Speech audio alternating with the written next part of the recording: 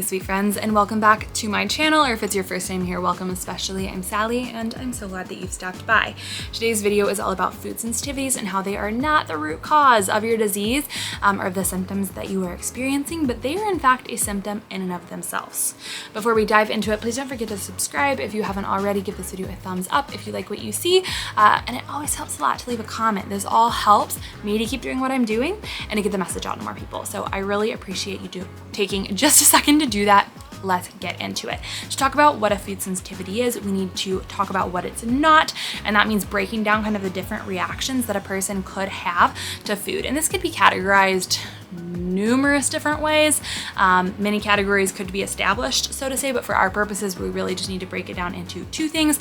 Number one, we could have a true allergy. Number two, we could have a food sensitivity. A true allergy is something that has the potential to cause anaphylactic shock, and that is caused by immune system overactivity. So your body has essentially determined that something that isn't actually a threat is a threat. It's like mixed it up for a pathogen, essentially, is one way to say it.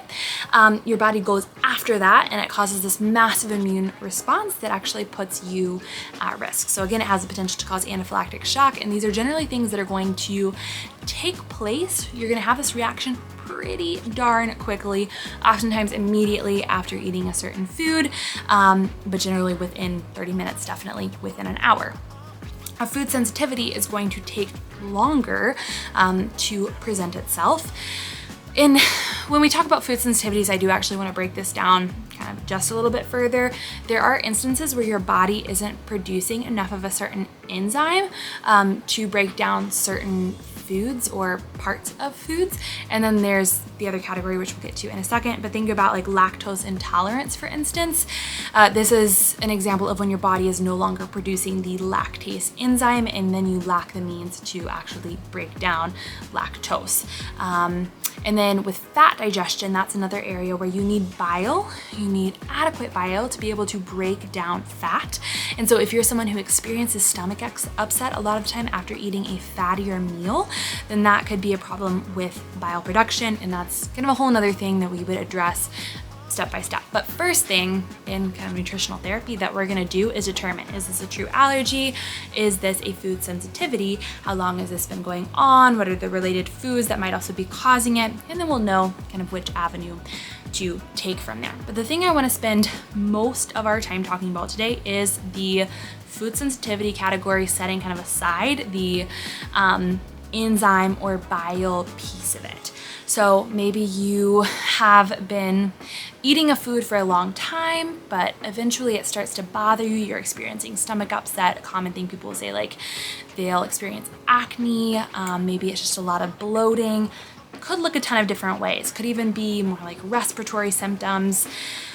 Or it could be that you have no clue what's causing it, but you're experiencing these symptoms broadly, and that in, looking at your food and mood journal, if I were to work with you or someone else were to work with you one-on-one, we're able to determine, okay, these symptoms tend to be appearing around the time that this certain food was consumed. What that suggests is that there is an issue with the integrity of the digestive system, specifically that you are experiencing something called increased intestinal permeability. This is frequently referred to as leaky gut. Most of you have probably heard the term leaky gut before, and it's just what it sounds like.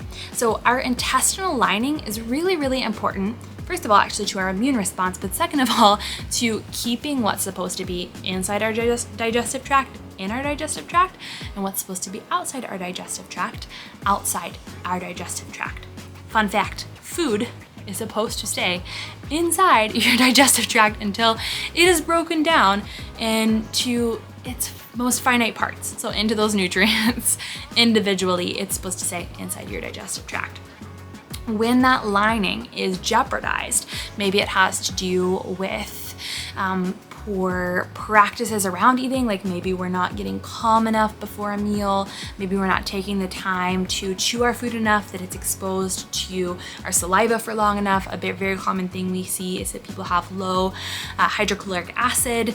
That is going to affect everything all the way down. It's important to remember that digestion is a north to south process, so it starts literally in the brain, and if there's dysfunction in the brain, it's going to affect it all the way through the rest of the system. And as is the case with each part, that goes downwards. So you could have low HCl, you could have dysbiosis is a big issue for many people as well, especially if we're eating a diet high in refined carbohydrates or it's really processed.